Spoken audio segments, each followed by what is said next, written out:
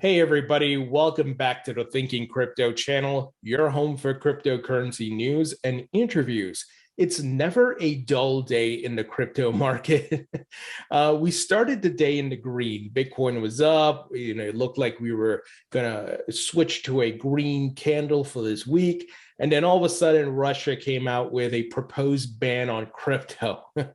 So I want to break it down. It's just a bunch of FUD, and I want to go through the details, and we're going to talk about the implications. But we have some bullish news from the CEO of Charles Schwab, the huge asset manager. And we're going to break down what he has to say and what Charles Schwab is preparing to do with crypto. They have trillions of dollars under management, guys. So I'm going to break down that bullish news. And also the Federal Reserve finally released their digital currency report. And it's kind of not exciting. I was expecting some fireworks, but they essentially balked. They're like, hey, we don't want to do anything until the president and Congress step in to really do something here. So really disappointing, but not negative news. It's just disappointing, but I want to break down what they had to say and what others in the industry are saying about it. It doesn't mean that a CBDC is not coming. It just seems like they're delaying a bit, and it could be a tactic to get full regulations or clear regulations, at least from Congress. And there's a bunch of big time NFT news around Facebook and Twitter I want to share with you guys. We're going to break it all down. Before we do, please go ahead and hit the thumbs up button, leave a comment below, and hit the subscribe button if you're new here. It helps support the channel and it doesn't cost you anything. Guys, earlier today, I uploaded my interview with Congressman Tom Emmer. If you haven't seen that, please check it out. We talk about the Fed digital currency group, digital currency report, the CBDC, the digital dollar CBDC, SEC and Bitcoin ETFs, and regulation by enforcement, and much more. So be sure to check it out.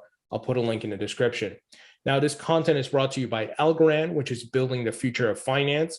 Algorand is getting significant adoption and investment. They're getting hundreds of millions of dollars being put into the ecosystem by Borderless Capital, Anthony Scaramucci, and Michael Arrington's respective hedge funds. And I personally hold the Algo token in my portfolio. If you would like to learn more, please visit algorand.com. Now, just to give you some highlights of the news in the past 24 hours, despite this Russian news we heard this morning, here's a quick rundown from Blockworks. Instagram to allow NFT sales. Google create a blockchain division. El Salvador to offer Bitcoin-backed loans. Twitter is rolling out NFT verification. Charles Schwab is open to crypto. New York City mayor to get paid in Bitcoin and ETH. So he's going to take his first paycheck in Bitcoin and ETH. Bullish news. And here the market had a big pullback. Bitcoin currently at $40,738. We look at the Bitcoin weekly chart earlier this morning. This weak red candle was almost getting smaller and smaller. It was about to flip to a green candle. And then the Russian news came and it flipped to a red candle. So there it is. Patience. Again, patience is the key. As we've been talking about, this thing is going to be choppy, moving sideways, and Bitcoin is building the support level at 40K. We have to hold that 40K support level. If we go below that, it could be a while before we're able to bounce upwards. But as I've been telling you guys, macro level, I'm very bullish. Here's what some analysts had to say. So Crypto Wizard said, bulls wake up with a 44K breakout on the daily. This is your cheat sheet. Until then, enjoy the volatility. I've been charting this publicly since the start of January. Patience pays. Bitcoin will see $58,000. So here you see on the chart, we still got some ways to go before we break out upwards, and it won't be a straight line upwards, of course, to 58K. It's going to, go in a normal cycles. You got to run up, pull back, run up, pull back, but in a much shorter time frame, of course, than what we're experiencing now. So, we could see a breakout to 80 beyond the 58,000 to 80,000 after hitting 58. And here, 360 Trader, who's a great analyst, said 80K plus on deck. You know it, I know it, Bitcoin. The difference is I have patience. It's a patience game at this point, guys. And even if for example, this doesn't happen, because this is not guaranteed. I've always told you guys, these statements, these charts, these models and theses are not certainties. When it comes to investing, there are no certainties, guys. We are just putting together our thesis based on the facts and the trends and what we think may happen. But black swan events can happen and send the market down. We've seen it with the pandemic, which took place in 2020. All markets just crashed, right? So just a heads up, personally, I'm a long-term holder. I'm not a day trader. I do swing trade over quarters and months, but I'm here to hold for the long term, as if I bought Google and Amazon in 1998 and I'm holding long term, right? Beyond the dot-com bubble pop, I'm holding beyond that. So obviously, you certainly want to take profits if you're up and you're comfortable with taking that money. I took some earlier in 2021, but I haven't taken since then. I do believe there's still a blow off top we have to head to. Now, macro level, Dan Tapiero, who's a macro investor, a gold bug who's massively bullish on Bitcoin now, he tweeted the following, which really, this is the macro view, the macro perspective. He said, massive generational wealth transfer beginning. Simple chart to explain. Institutions are stuck and late. Flood of liquidity coming into the digital asset ecosystem in search of yield and return. Fiat world of values versus the digital asset ecosystem. So why is he saying that their institutions are stuck and they're in search for yield and return? Well, we're seeing that the traditional financial models are failing, and the products, right? The instruments are failing, like bonds. So they're going to look to move their money into things that are going to make them money. Pretty simple economics, right? And as Paul Tudor Jones said, and he was certainly ahead of the curve here in 2020, he was like, hey, crypto's the fastest horse in the race. I'm putting some money into crypto. And just in Q4 of 2021, he said, I'm more bullish on Bitcoin than I am on gold. So gold is still a great asset class along with the other precious metals. But we're seeing a lot of the traditional financial products are failing. And that's what he's saying. These institutions are going to look elsewhere. Now, he said institutions are stuck and late because there are still some late movers to this, and some are waiting on regulations. And we're going to talk about Charles Schwab and what they're saying around that. So this is where, and I've said it before, and I think this, I should give credit to where I got this statement from, and it's Raoul Pal. You know, he said, this is the first time that retail investors can front run many of the institutions. There's never been anything like this with the decentralized nature of the market and the asset class and the tokenization, right? Where you can hold the tokens and you don't have to be an accredited investor. And many of the big players are really slow to get in, and many have not gotten a green light from regulators. So very, very important. And Dan shows the following chart here. Traditional portfolios included bonds and stocks. Millennial portfolios includes Bitcoin and stocks. I think he's absolutely right there, guys. Remember, he's a macro guy, and I interviewed him. I'll put a link in the descriptions for you guys to check it out. This is one of the macro investing legends, guys. So if you don't know who he is, please look him up. And by the way, he's raising like $1 billion for his crypto fund. Just an FYI on that.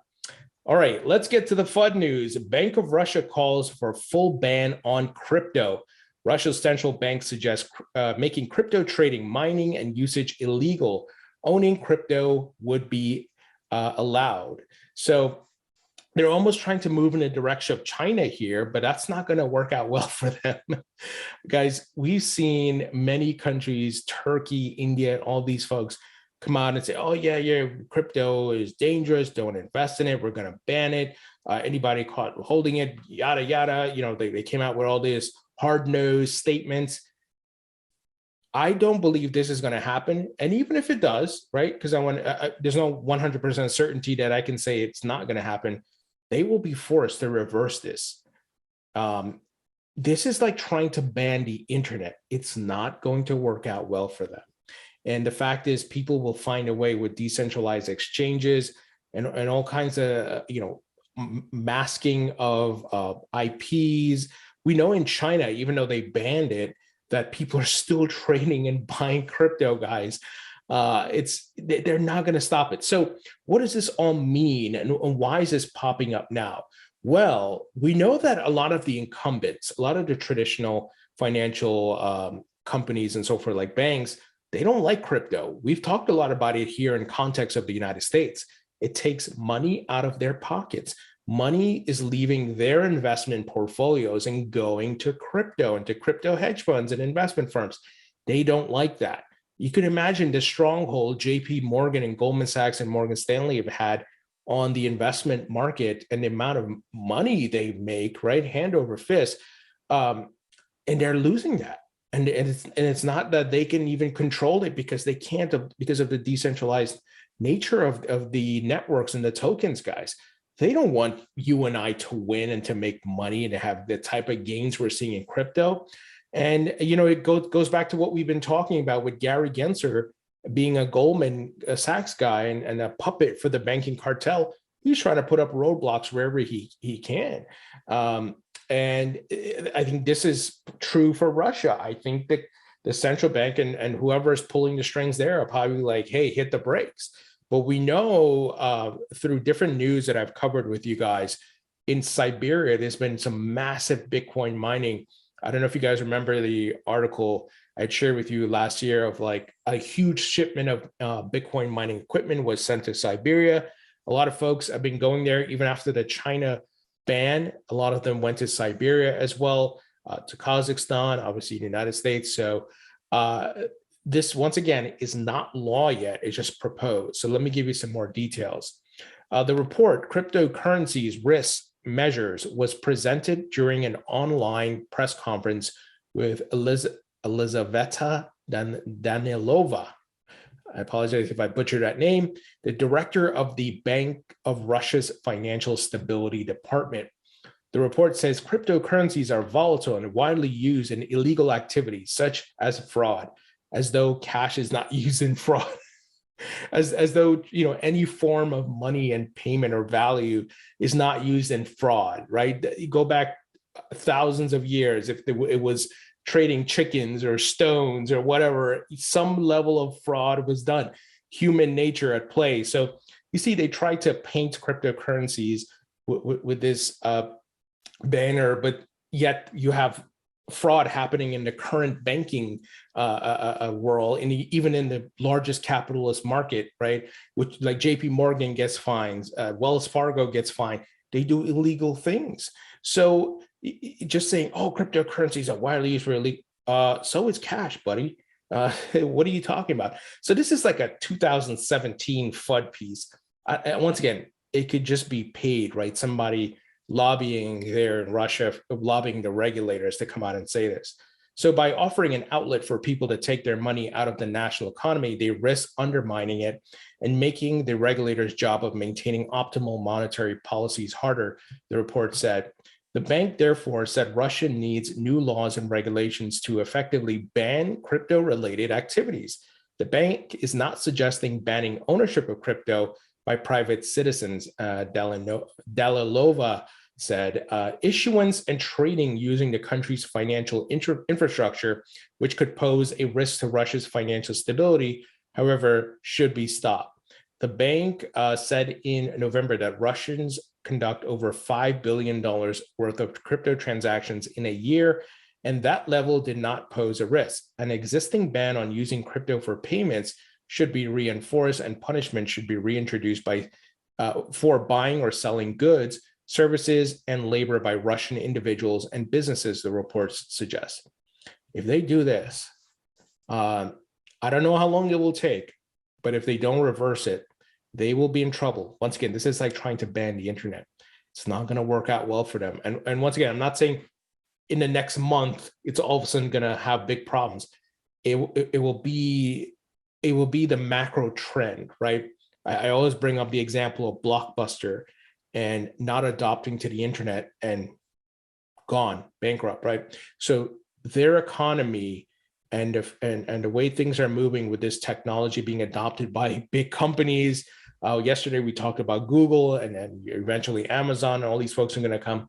They're going to lose out. But I think this is a bit of posturing. I think this is just some FUD. It could be some manipulation by whales and people who want to buy at the lows. So it's very easy to make statements, right? As long as you're not putting anything in writing for law, it's very easy to just say, oh yeah, we recommend banning, but then easily flip that narrative next month.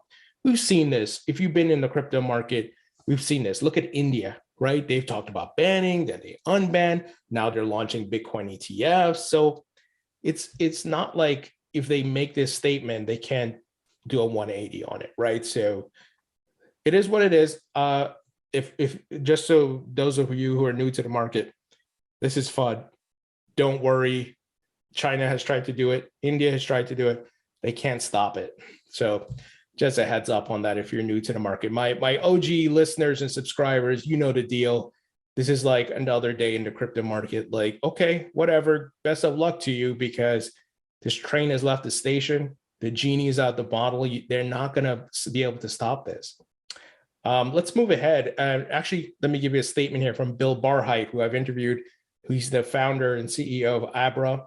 He's one of the guys that was at Netscape in Web 1.10. He tweeted in regards to this. He said, Bitcoin and crypto weaken totalitarian governments and give power back to the people. Every reference to a ban tells you all you need to know. So certainly all these totalitarian and authoritarian governments, man, they have these usually the knee-jerk reaction, like, what? We're going to stop this. We're going to ban it. And then they realize, oh, we can't stop this. No way you're going to stop this. All right, let's move ahead. CEO of financial services giant Charles Schwab calls cryptocurrencies hard to ignore. Here's a quote: "We would welcome the chance if the opportunity presents itself from a regulatory standpoint," said Charles Schwab CEO on Wednesday. Guys, I think many of you know who Charles Schwab is and the type of brand and company and how long they've been in the investment space. So, they certainly want to offer crypto trading. I'm sure they're building things, but they're waiting for regulatory clarity, which is important. He says the CEO also said there was a tremendous void in the crypto space for a firm like Schwab to fill. Of course, look, Fidelity is here already. All of these guys are gonna, jump in. I think the next one is E-Trader and all the others you can think about it. Vanguard, everybody's coming. It's only a matter of time. They're gonna go through their, R&D, their trial and error testing. They're gonna make sure legally everything's buttoned up and that they have the regulatory clarity. So, in another sign of growing institutional interest in crypto, the CEO of financial services behemoth Charles Schwab gave a rare insight into how his firm is thinking about the nascent asset class. During an interview with Bloomberg on Wednesday, Walt Bettinger said cryptocurrencies are hard to ignore and that in today's world, they are fairly significant. We have a lot of ways that clients today can invest in crypto. What we don't offer is direct trading. We would welcome the chance if the opportunity presents itself from a regulatory standpoint. Goes back to what I was saying earlier, what Raoul Pal said. This is the first time in history that a little guy, the common man, gets to front run the institutions. Charles Schwab would love to have the same ability you have to buy, sell, trade, and do whatever you can, but they can't. They will, and remember, they have a large customer database, right? They would love to start calling up their folks. Hey, put some more money into here. We're offering crypto trading and yada, yada. And here's what we got. And here's the white glove service. And we'll provide the same reporting. You can access the information in your same Charles Schwab account. You don't have to make any changes and tell me what you want to buy, Bitcoin, Ethereum, XR, whatever, right? That is what they would love to do. So if you're here early and you're buying the lows, and once again, it goes back to the keyword of patience. All these things will get clarity. All these guys will jump in, and the prices will follow. But you got to be patient. So regulation in the U.S. has made significant headway in recent years. Yet a patchwork of regulatory measures and guidance still looms, giving pause to some of the world's largest financial firms that enter the space. Meanwhile, US President Joe Biden looks poised to increase oversight on Wall Street and crypto activity in what could create a clearer runway for the biggest players. So Charles Schwab, guys, is one of the world's largest financial services firms with assets under management of over $7.5 trillion and revenue of around $11.69 billion. This is a powerhouse. They're looking at crypto. They want to do more. They're waiting for the regulatory clarity. And once that regulatory clarity comes, and I've said it for years, you guys may recall I've made the statements, there's a lot of capital sitting on the sidelines waiting for clarity. Yes, some players have made a move, like your Fidelity, some corporates have put Bitcoin in a balance sheet, but there's a lot of folks still waiting, and things like a Bitcoin spot ETF would really help. There's a lot of retirement accounts and so forth.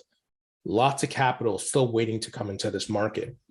All right, let's move ahead. The Federal Reserve highlights privacy, financial stability concerns in the CBDC white paper. The Fed does not commit to launching or not launching a CBDC in a long anticipated document. So I was expecting more out of this, but like I said at the beginning of the video, they kind of balked here, and they're really saying, hey, we need the go ahead, the green light from the legislative and the executive branches of the government, so the president and Congress, which is really interesting. I don't, once again, this could be a tactic to force Congress to provide the regulations, as what Charles Schwab CEO is saying here. Where are the regulations? We're not going to touch this thing fully until we get the regulations, because we don't want to get the SEC knocking at the door. We don't want to get fined and sued or whatever it may be. So, you know, the Federal Reserve is not saying they don't want to build a digital dollar CBDC. They're just saying, hey, we want to be able to get the clarity first ourselves, which is very interesting. But it makes sense. Congress makes the law, and we need Congress to act. And this is why I interviewed Congressman Tom Emmer. Like I said, check it out. We talk about all this, and he's trying to get more people to join the blockchain caucus. He's put forth bills. He's fighting the good fight, and we've got to support people like him. And that's, you see a lot of it really hangs in the balance, and because it's in Congress's hands. So that's kind of what's happening. And then the Digital Dollar Project, you know, they tweeted out some statements on this. They said the long-awaited Federal Reserve CBDC has been released. States introduction of a government digital dollar would represent significant innovation in American money. We know this. It says here, the Federal Reserve initial analysis suggests that a potential US CBDC, if created, would best serve the needs of the US by being privacy protected, intermediated, widely transferable, and identity verified. And it continues here saying broad consultation with the general public and key stakeholders is essential. Federal Reserve does not intend to proceed with issuance of a CBDC without clear support from the executive branch and from Congress, ideally in the form of a specific authorizing law. So there you go, right? Once again, this, I think in the long run, this is good because it will force Congress to act. And we need Congress to act because we need Gary Gensler stopped. We've been talking about that on this channel, right? And not just regarding Ripple. He wants to go after crypto exchanges. He's saying stablecoins are securities. He's trying to go after Terra Luna. Who knows what other crypto project he's going to go after next. So the SEC needs to be stopped. Gensler needs to be stopped. And it's in the hands of Congress. This is why we need to support the people who are pro-crypto. Now, Danelle Dixon, who I interviewed just, I think it was a week and a half ago, she's the CEO at Stellar Development Foundation. She weighed in on this, saying, the long-awaited Federal Reserve CBDC discussion paper is out. First reaction, I had hoped this would be more of a jump forward for the CBDC development in the US, but but it still has us circling back at square one. So this is why I said I was expecting fireworks. We didn't get that. She said, with any big decisions punted for the time being, as the Fed made it clear, this needs to be a collaborative process with the executive and legislative branches. I'm all for collaboration and want to see more of it. Second reaction, the considerations they present, both for the benefits and risks of CBDCs, are thoughtful, relevant, and even better. They want to address these further by working with industry. Music to my ears, let's go. So yeah, like I said, this is, I think, good in the long run, puts pressure on the Congress to move faster, and they want to integrate the private sector on this. All right, let's move ahead. Here's some big news around NFTs. So Facebook and Instagram to allow users to create and display and sell NFTs. This is being reported by the Financial Times. And on the same day, Twitter rolled out their NFT and crypto wallet connection on iOS. So very, very interesting. Some competition happening here. And the timing of both is very interesting. And remember, NFTs are a branch off the crypto market. NFTs are built on respective crypto blockchains, and they will help usher in more investments and folks into the crypto market. Remember, the commerce around NFTs is done in crypto, so it benefits the crypto market. Big use case, and NFTs will go beyond just artwork. You're going to see them being used for insurance and titles and anything that needs to have some verifiable record and showing legitimacy and be able to track and so forth. Here's some interesting news out of the Union Bank of the Philippines. The average Filipino investor will likely hold 3 to 5% of assets in Bitcoin in 5 years. All these banks, they know what's coming. And notice what they're saying, the timeline they give, 5 years. So the question comes back to, would you be paid? Let's say Bitcoin does not make a move. We don't see anything else for the rest of this bull market. Nothing happens, right? I'm not saying that is the case. I'm just saying, let's say a scenario. Are you patient enough to wait for the next 5 years? In all the news that we've covered, showing all the major financial institutions in the world and hedge funds, investment firms, banks, stock exchanges, everybody is on board here. Would you be patient enough to wait another 5 years? So I'm not saying that is indeed the time you have to wait to make some money, but I'm saying you got to have that macro outlook and you got to change your thinking. Like the institutional players, they look at this macro level. They're looking at large trends. They don't care about the short-term volatility. Unfortunately, retail investors have been trained due to financial media like CNBC Fast Money to look at every little dip and drop and so forth. The wealthy folks, they take a position, they'll hold it for years and then take profits. That's how they've made significant returns, and they've pretty much outperformed retail historically. But due to the internet, due to decentralized nature of the tokens and so forth, and this crypto market moving at a very fast pace, we have the opportunity to make some significant returns here. And it's not that you have to become a multimillionaire, but hey, if you make a few $100,000 in profit, that's pretty good. I mean, where else can you do that, right? So some things to think about. Now, Hester Peirce of the SEC, who I've interviewed a couple times on the channel, this is interesting. I'm gonna apply for this. She says our investor advisory committee, which advises the SEC, has some openings. Someone with extensive experience investing in crypto would provide a valuable perspective on the community. Here's how to put your name in for consideration. I'm gonna throw my hat in the ring, guys, and see if I can get this. This will be very cool. But I don't know. There's some really big players in the crypto industry who are doing some big things. So it would be cool if I was able to get on this advisory committee. That would be very interesting. All right, guys, let me know what you think about this news. It's Russian news, the Charles Schwab news, and the Federal Reserve news. I think those are some big ones. And like I said, the Russia ban news is FUD. Same story, different day. They can't stop it. Look at China banning Bitcoin. The hash rate has rebounded. The market went up to new all-time highs. India has tried to do it. Now they're launching Bitcoin ETFs. So don't worry for those of you who are new. This is just posturing, I think, in my opinion. But be patient, and please leave your thoughts and comments below, and I'll talk to you all later.